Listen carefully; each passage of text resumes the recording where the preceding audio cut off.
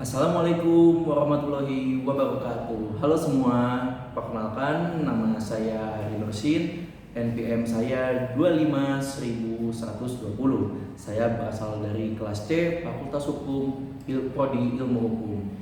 Di sini saya akan mempresentasikan mengenai pengembangan energi panas bumi di Indonesia, tinjauan hukum dan kebijakannya.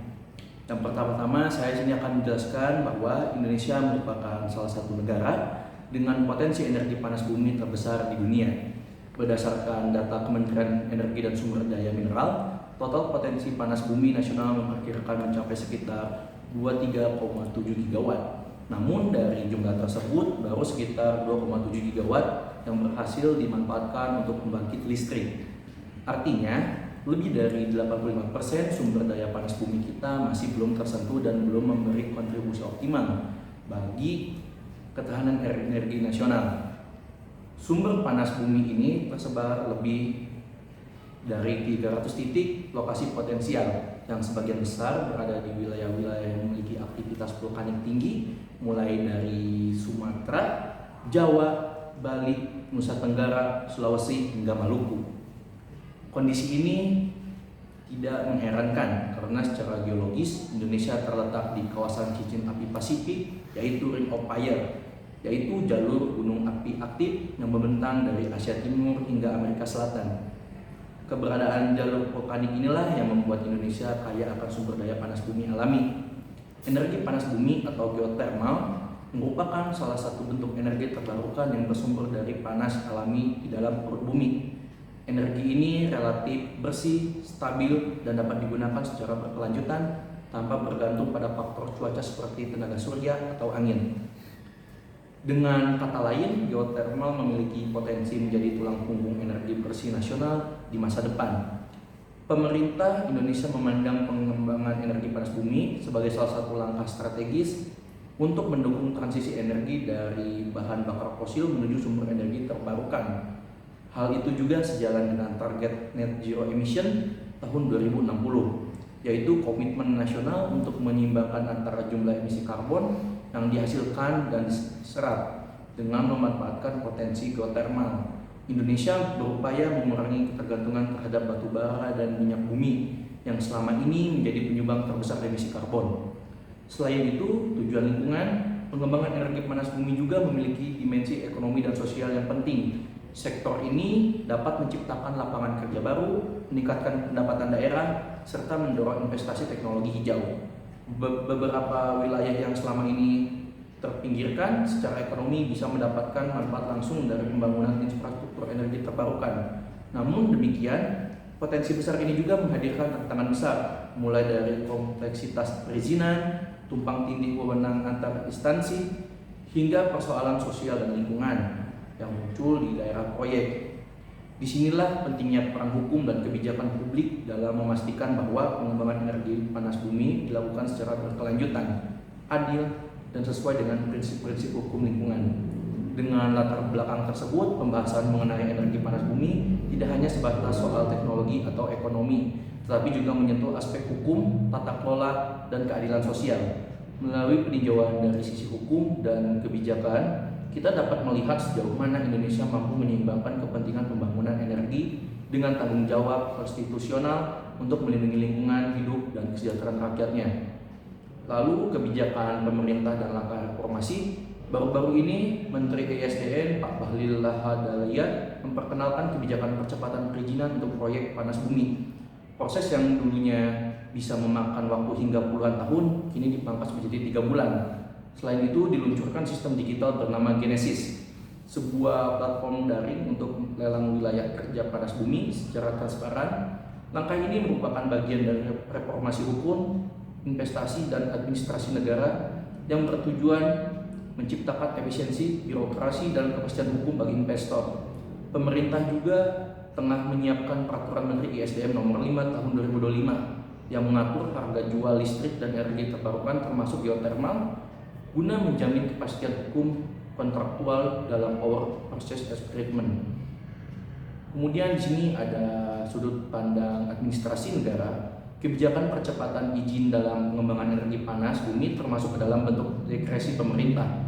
Diskresi adalah kewenangan yang diberikan kepada pejabat pemerintah untuk mengambil keputusan atau tindakan tertentu dalam situasi yang belum diatur secara tegas oleh peraturan perundang-undangan atau ketika peraturan yang ada tidak memadai untuk menyelesaikan persoalan yang mendesak.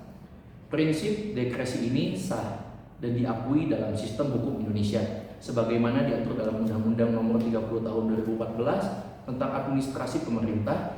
Tujuannya adalah agar pemerintah tetap dapat bertindak cepat dalam melayani kepentingan publik tanpa harus terhambat oleh birokrasi yang kaku. Namun, pelaksanaan diskresi tidak boleh sewenang-wenang.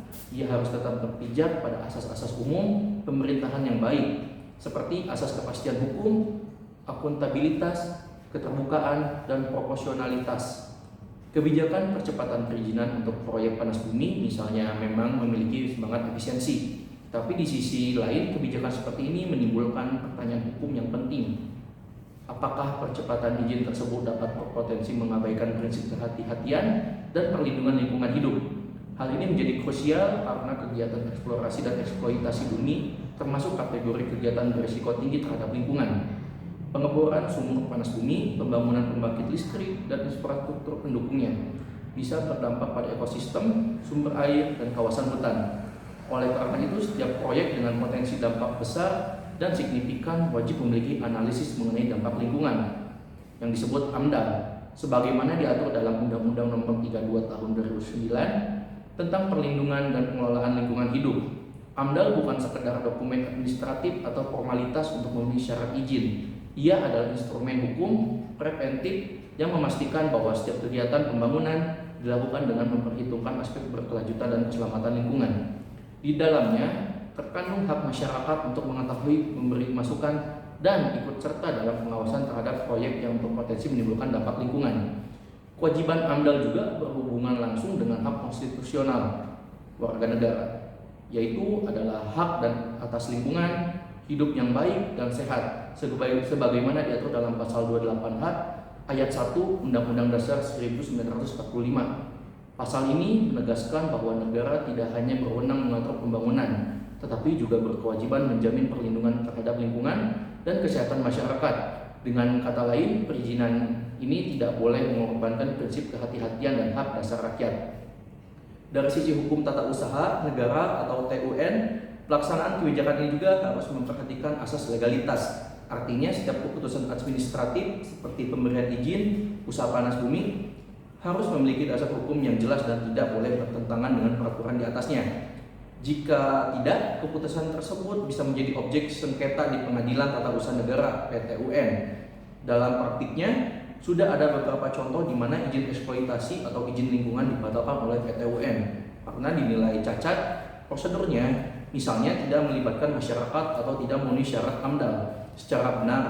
Selain itu, aspek hukum bertanggung jawab pemerintah juga perlu diperhatikan. Bila terjadi kerusakan lingkungan akibat proyek geotermal, negara dapat dimintai tanggung jawab, baik secara administratif maupun perdata. Dalam konteks hukum lingkungan dikenal prinsip polluter pays freely. Siapa yang menyebabkan kerusakan, dia yang wajib memperbaikinya. Prinsip ini harus ditegaskan untuk memberikan efek jera dan menjamin keadilan bagi masyarakat yang terdampak.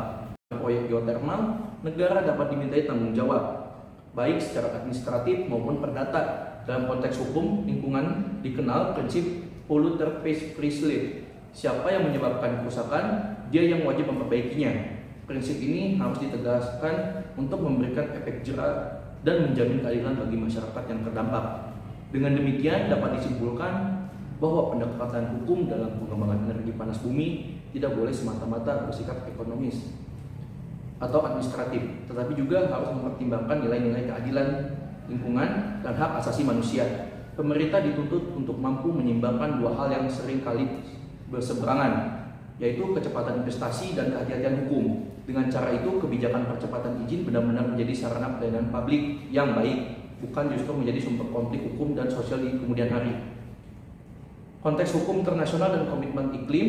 Dalam konteks global, Indonesia juga telah mendatangi Perjanjian Paris tahun 2015 dan berkomitmen menurunkan emisi karbon sebesar 31,89% secara mandiri hingga 43,2% dengan dukungan internasional pada tahun 2030. Karena itu, pengembangan energi panas bumi bukan sekedar pilihan ekonomi, melainkan kewajiban hukum internasional yang melekat pada komitmen iklim nasional. Namun, tantangannya adalah bagaimana memastikan bahwa kebijakan untuk memenuhi kewajiban internasional ini tidak mengabaikan prinsip keadilan sosial dalam negeri. Di sini, peran hukum nasional penting agar tidak ada pihak yang dikorbankan atas nama pembangunan hijau. Dan juga ada pro dalam pemanfaatan ekonomi secara substansial. Energi panas bumi membawa banyak keuntungan. Pertama, sifatnya yang base load, memungkinkan pasokan listrik stabil sepanjang waktu, berbeda dari tenaga surya atau angin yang tergantung pada cuaca. Kedua, emisi karbonnya jauh lebih rendah, hanya sekitar 75 gram CO2 per kWh dibandingkan 900 gram CO2 per kWh pada PLTU batubara. Dari perspektif ekonomi hukum, kebijakan ini sesuai dengan asas kemanfaatan umum karena mendorong kesejahteraan masyarakat sekaligus menjaga kelestarian lingkungan. Selain itu, pengembangan proyek geothermal juga menciptakan lapangan kerja baru, menarik investasi asing, dan membuka peluang riset teknologi dalam negeri. Dan juga dari semua pro itu terdapat kontranya juga, yaitu adalah kontra kritik dan tantangan lapangan. Namun tidak semua berjalan mulus, banyak proyek geothermal yang menghadapi penolakan masyarakat lokal karena persoalan lahan, sumber air, dan nilai-nilai adat. Ya, kita ambil contohnya dari kasus di Bedugul, Bali, Gunung Talang Sumatera Barat, dan Gunung Selamet di Jawa Tengah, menunjukkan betapa pentingnya asas partisipasi publik dalam kebijakan lingkungan.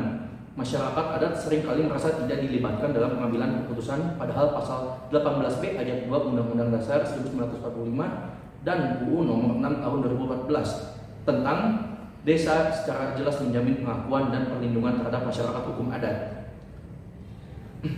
Kemudian selain itu ada juga tumpang tindih kewenangan antara kementerian di SDM, memungkinkan sudah memberi izin tetapi Kementerian Lingkungan Hidup atau Kehutanan belum, karena lokasi proyek berada di kawasan hutan lindung. Akibatnya banyak proyek tertunda bahkan gagal. Dari perspektif hukum tata usaha negara, ini menunjukkan lemahnya koordinasi antara lembaga yang bisa melakukan maladministrasi.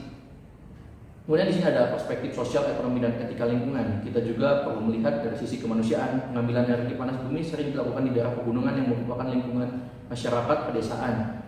Proyek berskala besar bisa mengubah pola hidup mereka. Oleh karena itu, pendekatan sosial harus berjalan beriringan dengan pendekatan hukum. Dalam etika lingkungan, modern dikenal dengan environmental justice atau keadilan lingkungan, yaitu gagasan bahwa manfaat beban dari proyek lingkungan harus digali secara adil. Prinsip ini sejalan dengan pasal 33 ayat 3 UUD 1945, bumi, air, dan kekayaan alam dikuasai oleh negara dan dipergunakan untuk sebesar-besarnya kemakmuran rakyat. Artinya negara berhak mengelola, tapi juga wajib memastikan rakyat tidak dirugikan. Hal ini sekedar isu ekonomi, tapi isu moral, konstitusional.